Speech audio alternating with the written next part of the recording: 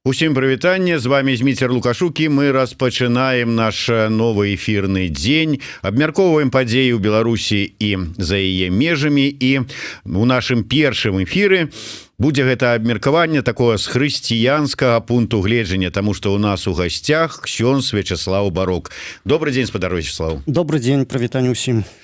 Спадар Вячеслав, конец года уже прынята ўсё ж таки так у журналістаў пытацца у гасцей спрабаваць з імі подводзіць вынікі года. Мы з вами таксама до гэтай тэмы звернемся, так вот з хрысціянскага пункту гледжання паспрабуем подвесці вынікі году, але давайте можа быць не ведаю, наколькі ўсё ж таки гэта актуальна да святара, які думае пра вечнае, гаварыць пра актуальныя і апошнія надзённыя нейкія падзеі. Тым не менш, апошнімі днямі вельмі так актуальна і шырока абмяркоўваецца ідэя пачатку перамоваў з беларускім рэжымам. Маўляў, варта адмовіцца ад патрабавання правесці новыя выбары, а перш за ўсё думаць пра людзей, пра палітвязняў, увогуле пра вязняў, якія знаходзяцца за кратамі, пра вызваленне іх, пра спыненне рэпрэсій, і дзеля гэтага варта адмовіцца ад нейкіх іншых патрабаванняў. Вось з хрысціянскага пункту гледжання, на ваш погляд, здавалася б, я ўжо неяк так вас спрабаваў з гэтага пункту гледжання падысці да вас некалі, падставіць другую шчаку. Можа быть, гэта тая сітуацыя, калі варта на нешта забыцца, на нешта прабачыць і пагадзіцца на такі варыянт. Вот як вы ставіцеся? Усё варта, ведаеце, усё варта. Но толькі каб усё гэта мела сэнс, вельмі важна. Ведаеце, сапраўды, я як веруючы чалавек, хрысціянін, я заўсёды разважаю з перспектывы жыцця вечнага. Некаторыя, канешне, хацелі б крытыкаваць мой спосаб мышлення, тады, калі узгадываю пра Армагеддон, пра апошнюю бітву, пра тую барацьбу духоўную, якая адбываецца у сэрцы чалавека. Але разам з тым усё ж таки я скажу так, што акурат з такой перспектывы жыцця вечнага, з перспектывы веры ў Бога, я заўважаю, што найбольш адэкватна здольныя ацаніць праблематыку сённяшняга дня, штодзённага, вось такую штодзённыя праблемы. Акурат багасловы часам найбольш практычна ацэньваюць тое, што адбываецца. Так вось, калі адказваць на пытанне пра перагортванне старонкі з пункту гледжання хрысціянскага, то тут трэба перадусім раскласці ўсё па паліцах. Па-першае, адназначна скажу, што немагчыма бездумна, без усялякіх але перагарнуць старонку. Так не працуе. Гэта не была б логіка Божая. Па-божаму, не можа так быць. Ведаеце, пачынаючы ад самага пачатку, калі стварэнне чалавека, ягонай гісторыі, ад гэтай уласціва пра гісторыі чалавека. Калі саграшыў чалавек, Адам і Ева, калі зло паявілася ў гэтым свеце, Бог, будучы усемагутны, ён мог бы перагарнуць старонку і сказаць: окей, няма праблем, Адам, няма праблем, Ева, давайте перагарнём старонку, вядома, што гэта сатана быў, ён вас спакусіў, ён вам падказаў, гэта ягоная віна. Так, віна сатаны, безумоўна, ёсць, была ва ўсім гэтым, але не спрацаваў гэты прынцып перагортвання старонкі. Чаму? Таму што не працуе так. Усё у Божым плане мае прычыны, мае свае наступствы. І за ўсё трэба таксама ў гэтым жыцці адказаць. Вось так можна ацэньваць з перспектывы вечнага жыцця. Але калі ўсё ж таки падыходзіць да гэтага, я не ведаю, па-чалавечы найперш, лёсы людзей, гэта самае галоўнае, што яны зараз перажываюць, у якіх умовах яны зараз там за кратамі у турмах жывуць, і, можа быць, маюць логіку тыя, што давайте спачатку пра гэта пагаворым, хто кажа так, а потым ужо будзем гаварыць там пра новыя выбары. Так, а хто ж супраць гаварыць пра лёсы людскія? Хто супраць? Я калі кажу, што немагчыма перагарнуць старонку, я ж не супраць гаварыць пра лёсы людскія, я акурат і маю на ўвазе дабро чалавека і кожнага чалавека.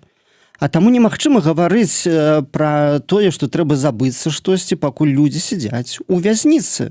Людзей перадусім выпусціць, і гэта безумоўна, гэта без усялякіх кампрамісаў, гэта без усялякага гандлю, не? Адназначна, калі чалавек не вінаваты, калі толькі яго зняволілі і далі яму тэрмін там шмат гадовы, каму пару гадоў, каму 10, каму 18, каму нават 20, без віны, без усялякай віны, без складу злачынства даюць такія гады, то, конечно, трэба думаць пра чалавека, і трэба чалавека проста выпусціць. Всё, гэта не ёсць, што перагарнуць старонку, выпусціць. Але, пагадзіцеся, зараз такая сітуацыя, давайте глядзець проста рэчаіснасці ў вочы. Калі мы думаем пра лёсы людзей, калі мы дзеля гэтага згодныя сесці за стол перамоваў, пакуль умоўна мы так абмяркуем, за стол перамоваў з тымі, хто ўсё гэта учыніў, і ставім на мэту. Добра, для нас самае галоўнае людзі. Адпусціце іх. Ён кажа, не пытанне, адпусцім, прызнавайце легітымнасць Лукашэнкі, кажыце, што вы тут нікуды не лезеце, і ўсё. То есть падзіце ў ногі, і з пункту гледжання хрысціянскага, прабачыць там ворага. Гэта ж абсурд, немагчыма, не працуе так. Добра, тэарэтычна дапусцім, што вось рэжым, той, хто рабіў злачынства, той, хто забіваў людзей, той, хто катаваў і катуе людзей, той, хто аддаваў загады. Напрыклад, тэарэтычна можам дапусціць. Ён скажа, давайся, я вось адпускаю, а вы мне тое і тое. Немагчыма ў гэта верыць. Не працуе так. Бачыце, калі той, з кім мы размаўляем, стаіць на пазіцыі зла, не можа праходзіць дыялогу разумнага, адэкватнага, лагічнага, там, дзе аргументы працуюць. Там немагчыма давяраць. З Хрыстом спрабаваў у свой час правесці дыялог сатана. Адбывалася гэта ў пустыні, напярэдадні яго публічнай дзейнасці. Ён падышоў сатана да Божага Сына і пачаў яго спакушаць. Гэта быў такі вось своеасаблівы дыялог, Сатана прапанаваў, вось ты мне тое, а я табе гэта, Христос адназначна адкінуў. Усе спробы праводзіць дыялогу па логіцы сатаны Христос не прыняў, таму што так не працуе.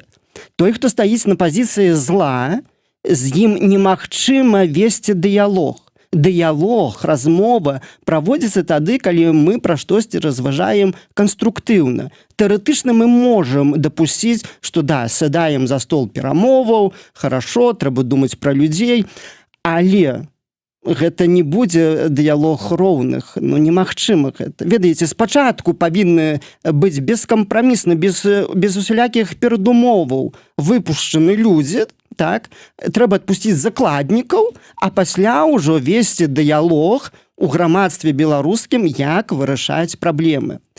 А не так, што сядзяць людзі ў турмах, іх там катуюць, а мы будзем праводзіць дыялог. Гэта, ведаеце, размова павінна быць, але нельга сказаць, што гэта дыялог. Гэта размова, перамовы з тэрарыстамі, з тымі, хто зрабіў злачынства і трымаецца пры гэтым. Перамовы таксама павінны быць. Я не супраць таго, каб вось такі дыялог у разуменні перамоваў са злачынцамі, з тэрарыстамі таксама весці трэба. І вось калі хтосьці разумее дыялог у такім вось кантэксце, конечно, трэба. А як інакш? Трэба, але гэта зусім іншы дыялог, чым мы думаем пра нейкі круглы стол, калі гаворым на раўных.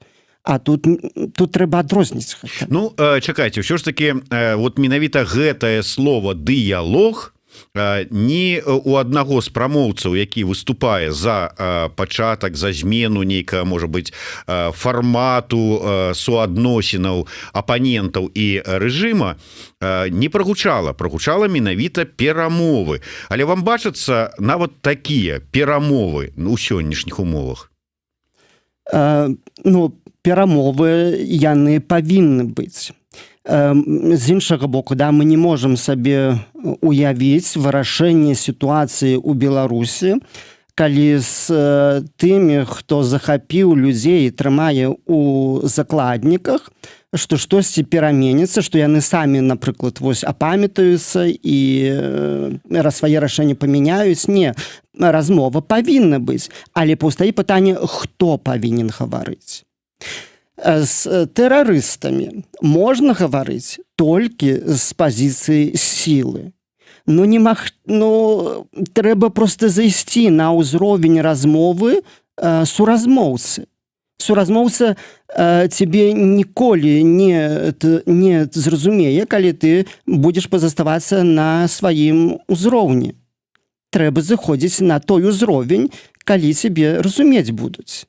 Ведаеце, дагаварыцца можна з кожным, можна дагаварыцца і з малпай таксама. Але каб малпа табе, напрыклад, дала банан, ты павінен паказаць прынамсі 2 банана, так? Але гэта зусім па-іншаму, але гэта не значыць, што ты малпе спрабуеш там данесці нейкія прынцыпы існавання грамадства, нейкія каштоўнасці. Не, але ты заходзіш на той узровень малпы і ёй тлумачыш, як можна дамовіцца. Таксама і тут. Мы не можам гаварыць пра штосьці ўзнёслае і высокае і давяраць, таксама як у размове з малпай, ты давяраць не будзеш, гэта нонсенс. Але каб дамовіцца, каб асягнуць нейкі вынік, які хочаш асягнуць ты, то трэба заходзіць на той узровень і дзейнічаць адпаведна з тых механізмаў, якімі кіруецца малпа. Таксама і тут. Трэба перамовы. Перамовы патрэбны быць, але толькі на пазіцыі сілы. Таму што рэжым у Беларусі сёння гаворыць з грамадствам, з іншым светам, з пазіцыі сілы. І з пазіцыі сілы павінна гаварыць грамадства беларускае і павінен гаварыць свет. Але перадусім я тут маю на увазе, это не столькі як грамадскую супольнасць Беларусі, але як міжнародную супольнасць. Таму што таксама тое, што дзеецца сёння ў Беларусі, гэта адказнасць за перамены мае перадусім міжнародная супольнасць. Таму што наш канфлікт, ён даўно выйшаў па-за межы Беларусі. І тут суразмоўцаў з рэжымам беларускім ці з іншымі таксама замежнымі палітычнымі сіламі павінна весці перамовы міжнародныя супольнасць. Спадар Вячеслава, вам самому не падаецца дзіўным, што святар і кажа пра размову з пазіцыі сілы? Калі ўзяць боскае слово, ўсё, там же ўсё дабрыня, любоў, слова Божае, а вы кажаце пра сілу. Я разумею, што вы не пра танкі гаворыце, але ўсё адно.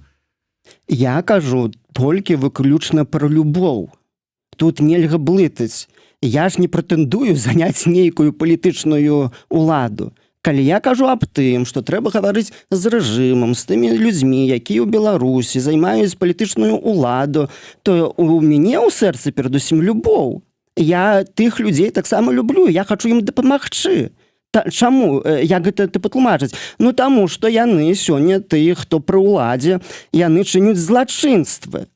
А я як хрысціянін, я як святар, я хачу дапамагчы спыніцца таму чалавеку у чыненні зла, злачынства. І любіць тую палітычную ўладу, якая стаіць на баку беззаконня, гэта азначае перадусім забраць у іх палітычную ўладу, каб яны не маглі рабіць злачынстваў больш. Таму што я думаю праз перспектыву вечнасці. Не толькі я буду перад Богам адказваць, але ўсе тыя, хто ў Беларусі злачынства робяць, яны таксама да Бога пойдуць. А маё заданне пасадзейнічаць таму, каб яны злачынстваў рабілі як мага менш. І каб рабілі менш, у іх трэба проста гэту ўладу забраць. Калі не хочуць аддаваць самі, то сілай. Ну по-іншаму не працуе. Ну а тым не менш я ўсё ж таки схільны думаць, што кажучы пра пазіцыю сілы, святар не мае на ўвазе там, як там класік наш казаў, тачыце хлопцы косы. Але калі казаць пра сілу, Ватыкан, я разумею, што скажем вот з ксяндзом Барком Лукашенко не будзе весці перамовы, ну в принципе я згодны, что вы так можете провести перамовы и с Лукашенком и с дьяблом при патрэбе, але можа быть, ну калі улічваць іх там пыху, то можа быть Ватыкан мог бы, папа выйсці на это ўзровень и сказать, ну мог бы, я згоден з тым, акурат Ватыкан ад гэтага і ёсць. Яны як міжнародны суб'ект, яны маглі таксама больш удзельнічаць у вырашэнні праблемаў у Беларусі. Гэта падпавядала б і сацыяльнаму вучэнню касцёла каталіцкага. Ну, але, на жаль, сёння мы можам сказаць, што дыпламатыя Ватыкана безрадная. Ну, гэта шчыра, да? Чаму? Таму што калі 1000 людзей сядзяць у вязніцах, калі біскупы не могуць ясна назваць, дзе дабро, а дзе зло, калі дзяржаўныя тэлеканалы выкарыстоўваюць іерархаў каталіцкіх дзеля таго, каб рабіць свой парадак дня, бязбожны, які супярэчаць прынцыпам Евангелія, я кажу адназначна, дыпламаты ватыканскія прагулялі ў гэтым. А маглі б таксама зрабіць штосьці добрага для Беларусі. Я хачу, каб Ватыкан Беларусь убачыў, каб убачылі вось тых тысячы і тысячы пакрыўджаных людзей, якія сядзяць, якія церпяць. Я хачу памыляцца ў сваёй вось ацэнцы. І я так ўсё ж таки маю такую надзею вельмі ціхую, што, быць можа, я памыляюся. Быць можа, вось ці сёння, ці заўтра мы ўрэшце рэшт скажам: ой, сапраўды, мы не бачылі, як працавалі дыпламаты ватыканскія. Вось яны вялі гэту велізарнейшую працу, небачную для нас, але сёння у Беларусі запанаваў закон, і гэта ўсё дзякуючы дыпламатам. Быць можа, у будучым, быць можа, так і скажу. Але пакуль што я як чалавек абмежаваны, я ацэньваю тое, што бачу, я не ведаю палітычных вось гэтых гульняў задкулісных, а таму я кажу, як ёсць, но прагулялі. Ну, ось акурат таки наш глядач пад нікам Максім пытаецца, чаму да гэтага часу маўчыць Ватыкан. Можа, ён не маўчыць? Вот дыпламатыя, яна ж любіць цішыню і зачыненыя дзверы, і дыпламаты Ватыкана гэта таксама можа тычыцца. Можа быць, вы акурат такі тут нейкі такі радыкал і можа радыкалізуеце слова Божае, а яны ўсё правільна робяць. Магчыма. Але бачыце, пакуль што я не магу назваць сябе таксама радыкалам, таму што я прапаведую, дзейнічаю згодна са сваім сумленнем. Я лічу, што я дзейнічаю згодна з навучаннем касцёла. Вось, но апроч таго, у сувязі з тым, што мая дзейнасць не ёсць забароненая, вось, і на маю дзейнасць я атрымоўваю благаславенства вышэйшай улады, то я ўсё ж таки не магу залічыць сябе да радыкала. Калі я буду пазбаўлены права прапаведаваць, тады я скажу да. Ну вось, нашы шляхі разышліся, да.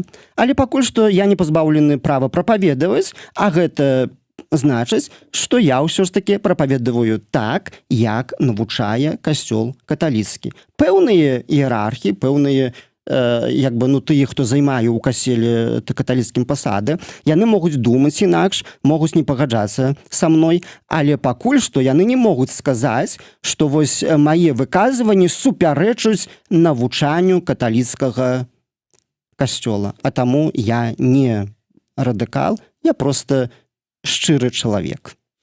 Калі вы прыгадалі гісторыю, як сустрэліся ў пустэчы Хрыстос і д'ябал, і той спрабаваў весці з ім перамовы праз спакусы, давайте правядзем яшчэ паралелі. Тыя людзі, якія зараз думаюць пра новую Беларусь, жывуць гэтай ідэяй. Ці можна іх параўнаць з першымі хрысціянамі? І мы памятаем лёс першых хрысціянаў, якіх скармлівалі і львам, якія ішлі на пакуты. Що ж таки час змяніўся? Вот ці варта сябе цяпер паводзіць як першыя хрысціяне, ці варта змяніць неяк, можа быць, сваю дзейнасць? Мне гэта параўнанне падабаецца з першымі хрысціянамі, таму што, бачыце, сапраўды тое, што адбываецца ў Беларусі, гэта фенаменальныя падзеі. Вось. Справа ў тым, што ў 20-м годзе не было гэта прадказальна, што народ аж так абудзіцца. І мы не можам сказаць, што ў Беларусі адбывалася ў 20-м годзе палітычная барацьба. Таму што, узгадайце, не было ж у нас ніякіх палітычных партый, не было у нас сур'ёзных палітыкаў, якія хацелі б заняць пасаду прэзідэнта. Усе тыя вядомыя палітыкі, якія займаліся палітычнай дзейнасцю, яны проста не ўдзельнічалі на гэтых выбарах рэальна, калі хтосьці і ўдзельнічаў, то гэта быў проста нейкі цырк. Вось. А таму мы не можам казаць, што адбывалася палітычная барацьба паміж палітычнымі партыямі. Гэта адбывалася штосьці іншае. Нараджаўся новы чалавек у Беларусі. Урэшце рэшт, выкрысталізавалася такая крытычная маса тых людзей, якія ўсё ж такі узгадалі аб тым, што ёсць сумленне, і трэба нейкім чынам імкнуцца кіравацца ў сваім жыцці прынцыпамі праўды і справядлівасці. І людзям захацелася гэтага больш годнага жыцця. І вось у гэтым гэтыя людзі, яны параўнальныя да хрысціянаў. Бачыце, не ўсе тыя, которые сёння сядзяць у вязніцах, яны сапраўды хрысціяне, яны не ўсе уцаркоўленыя. І яны не ўсе маюць асабістую сувязь з Богам, кантакт. Это тое, што хрысціяніну трэба. Вось хрысціянін – гэта той, хто навязвае асабовыя зносіны з Богам. Не ўсе з іх маюць такія.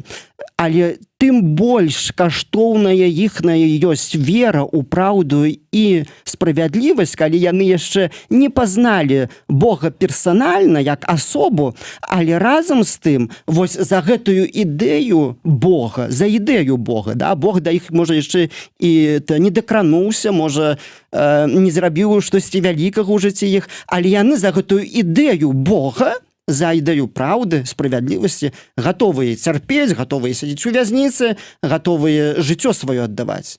І ў гэтым ёсць прыгажосць жыцця, і ў гэтым ёсць аналогія з хрысціянствам. І я веру ў тое, што вось дзякуючы такім людзям, дзякуючы такім героям, пераменіцца Беларусь, а пераменіцца і свет увесь. Я не пагажуся з тым, што свет стаў іншы, і таму хрысціяне павінны ў гэтым жыцці лавіраваць, дапасоўвацца, прыстасоўвацца, неяк вось інакш. Не. Вось... Што нават казаць пра простых хрысціянаў, калі нават святары так робяць? Прыстасоўваюцца, і не толькі бачым. Бачым, што святары, бачым, што біскупы вось адно бачуць, а другое не бачуць. Вось яны віншуюць з нараджэннем Божым, народ беларускі вось пра Бога кажуць, а пра чалавека, які сядзіць у вязніцы, не ўзгадваюць. Гэта такое вось, гульня такая. І ў гэтым няма Божай славы, таму што Бог дзейнічае інакш. Бог хоча, каб мы і думалі інакш. Вось. І тут ужо думка адмяняецца. Я яшчэ раз падкрэслю, што сатана хоча, каб чалавек думаў увесь час такім чынам, каб у цэнтры ўвагі быў ён. Сатана – зло. І вось каб чалавек свае ўсе дзеянні будаваў з той пазіцыі, што ёсць д'ябал у свеце, і трэба вось на яго аглядацца. А таму і у нас таксама прапаведваюць, што лепш неяк выжыць у гэтым вось часе, лепш нейкі кепскі мір. Чаму? Таму што трэба неяк сваё жыццё захаваць, нельга гнявіць гэтую сілу зла, бо калі мы раздражняць іх будзем сваімі перакананнямі, то яны яшчэ больш прольюць крыві. Ведаеце, каб Бог думаў так, як думаюць сёння некаторыя у Беларусі, што нельга это раздражняць зло і трэба хавацца са сваімі добрымі думкамі і перастаць прапаведаваць Слова Божае, вось калі Бог так думаў бы, да, то Христос бы ніколі не прыйшоў бы ў свет. Чаму? А вельмі проста ўсё. Таму што Христос бы ніколі не адважыўся б нарадзіцца. Чаму? Таму што ён ведаў вельмі добра, калі ён народзіцца, нейкі ірад, які пануе, ён пазабівае усіх малых дзетак. Пральецца кроў. Христос ведаў, што кроў пральецца. Христос ведаў, што будзе рабіць ірад. Христос ведаў, што сатана ёсць. Але разам з тым Христос не ставіў сатану ў цэнтры ўвагі, у цэнтры вось пазіцыі сваіх дзеянняў. Толькі Христос, будучы Божым сынам, ён думаў па-божаму, яму было абыякава, што будзе рабіць зло, ён рабіў тое, якая была воля нябеснага Айца. Ён прыйшоў гэты свет, каб гэты свет памяняць. І вось такім павінен быць касцёл, царква Божая. Мы павінны перастаць азірацца на сілу зла, сатаны, толькі пачаць давяраць Богу. Ну, конечно, калі няма давера Богу, то тады ёсць лавіраванне, тады ёсць прыстасаванне, тады ёсць замест праўды палова толькі праўды, ну і пачынаецца недобрыя рэчы дзеецца. Ну што ж, тут можна толькі сказаць, што у кожнага ёсць свая пустэча і свая сустрэча з д'яблам, і не кожны, як Христос, здольны перамагчы, ці там, скажем, адрынуць гэтыя. Я супраць такога, да. Пустыні ёсць, дзе чалавек можа быць самотны і сустрэцца это невядома з кім, але калі мы толькі пачынаем думаць, што мы непазбежна з сатаной убачымся, ну то да, то мы стаім на пазіцыях прогуляўшага. Я думаю інакш. Я ведаю, што сатана ёсць, але я ўвесь час думаю аб тым, што ёсць Бог. Я давяраю яму. А калі ёсць ён, то я веру тое, што спатканне з ім, якое я маю ў жыцці, некалі таксама будзе ў жыцці таксама вечным. І гэты Бог, якому я жыццё давяраю, ён мяне не пакінець. І вось гэта важна. А калі ты верыш у Бога, што Бог блізка, ну то якая розніца, які сатана прыйдзе і ў якім ён будзе абліччы. Ты і так будзеш пераможцам, таму што сатана можа шмат, зло можа шмат, але усемагутнае дабро. Ну, такі можа быць нават крык душы ад нашай глядачкі пад нікам Елена С. Гвалт у жніўні 20-го года перавярнулі маю душу, сэрца білася праз раз ад жаху. Няўжо на гэта была воля Божая? Воля Божая іншая. Гэта быў допуск Божы. Бог дапусціў, але воля Божая такая, калі у нас сэрца б'ецца праз раз ад таго жаху, які перажываем, нам даецца спасобнасць, каб у гэтым недобрым свеце праявілася нашая добрая воля. І сёння Бог даў такую магчымасць, што вось нібыта перамагае зло, але тым лягчэй чалавеку зрабіць так, каб у ягоным сэрцы дабро перамагло. Тут нельга сказаць, што гэта воля Божая была. Воля Божая была, і для таго, хто каментаваў, такая, каб мы у паўнаце сталі людзьмі, каб мы адкінулі зло, каб полюбілі дабро, і каб, не дай Божа, не казалі, што трэба перагарнуць тое вось страшнае, але каб зрабілі выснову з таго, што адбылося, выцягнулі пэўны урок і каб памянялі гэту сітуацыю. Такім чынам, калі з такой рэтраспектывы магчымых, там, верагодных, патэнцыйных перамоваў з рэжымам ужываць гэты тэрмін «падставіць другую шчаку», то вы супраць гэтага? Ну, не, так, ну, конечно, таму што гэта не было б па-божаму абсалютна. Не было б гэта па-божаму. Ведаеце, тут нельга дапусціць нам, хрысціянам, людзям добрай волі, каб зло павялічвалася.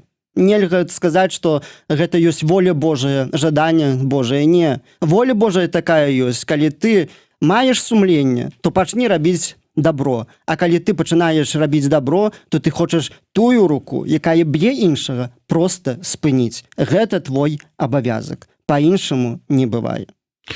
Я вернуся тады ўсё ж таки да пытання, ну у сэнсе вот я вам уже казаў про тое, что ну давайте вот реально глядзець на рэчы.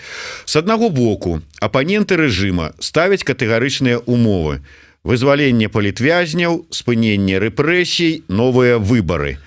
Вы як хрысціянін ўсё адно стаіце на таких на жорсткіх умовах, пазіцыі жорсткіх умоваў: вызваленне палітвязняў, вызваленне ўсіх невінна асуджаных, а потым будзем перамаўляцца. Ну вот калі рэальна глядзець на рэчы, глядзець на рэжым, глядзець на Лукашэнку, ну мы ж бачым, што не пойдзе ён на гэта.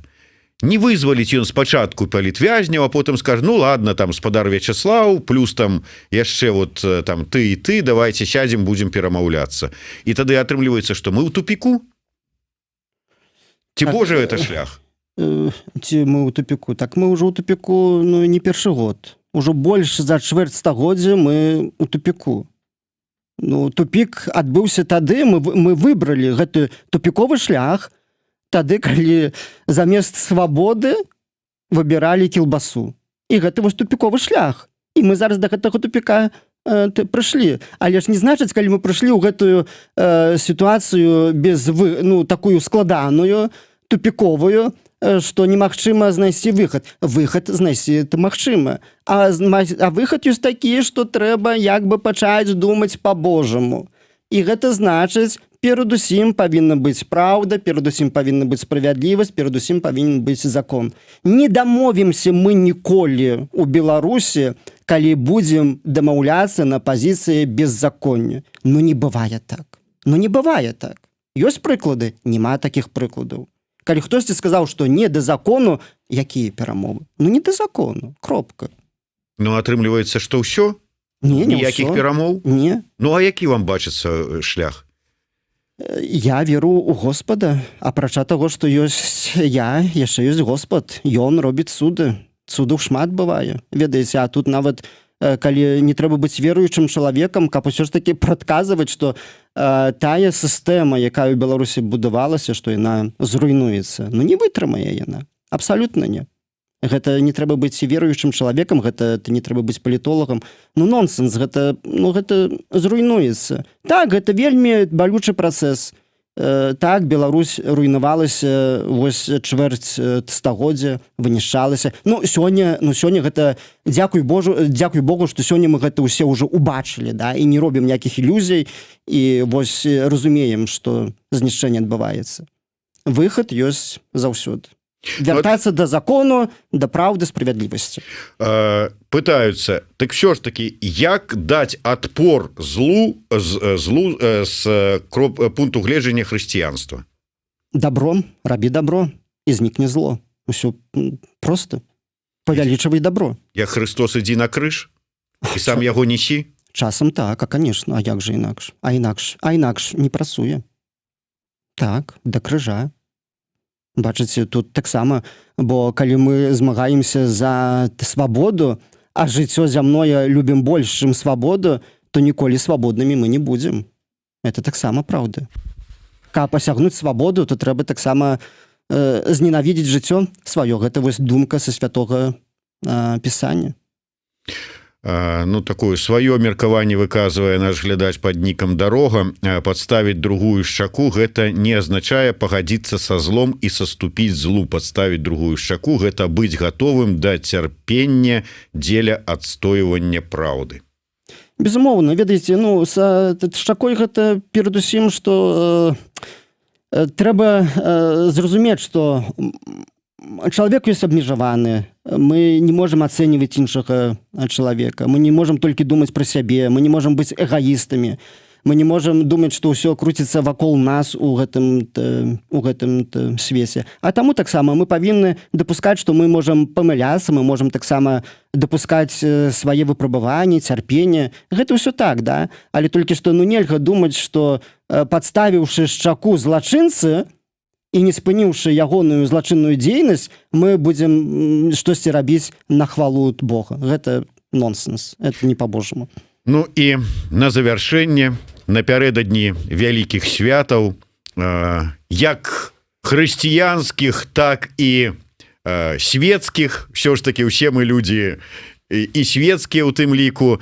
Ваши пажаданні да беларусаў, скажем так, святочныя, калядныя, навагоднія там пажаданні і вішаванні ад ксяндза Вячеслава Барка. Мы ўсе стомленыя, шмат каго жыццё надломленае, але яно не ёсць зламанае. І я зычу ўсім сілаў, каб Господ адарыў вас сіламі быць людзьмі далей. Мы не можам стаміцца на гэтай дарозе да спаткання з Богам. І веру ў тое, што якая б не была вялікая цемра у Беларусі, усё ж такі святло, якім ёсць Христос, яно зазяе над нашым народам. А мы павінны памятаць, што Христос святло, а мы ягоныя промні. Будзем асвятляць жыццё гэтае сваім святлом, усё ў Беларусі пераменіцца. Цуды магчымыя, але мы павінны памятаць, што Бог гэтыя цуды ў свеце робіць праз нас людзей. Калі мы будзем людзьмі на ўзор Хрыста, будуць цуды ў нашай Беларусі і грамадстве. Зычу вясёлых святаў. Таксама і тым, хто сядзіць за кратамі, хто не можа вярнуцца на радзіму. Няхай Христос благословіць кожнага. Дзякуй вялікі, далучаюся да віншаванняў і пажаданняў і святаў і вытрымкі сілаў найперш тым, хто зараз знаходіцца за кратамі. Дзякуй вялікі. Вячеслав Барок, Зміцер Лукашук. Слухайце і глядзіце нас о 15 гадзіне па Мінску, 14 па Кіеву, Вільні, 13 па Варшаве. У нас у эфіры Артём Шрайбман. Падводзім палітычныя вынікі году.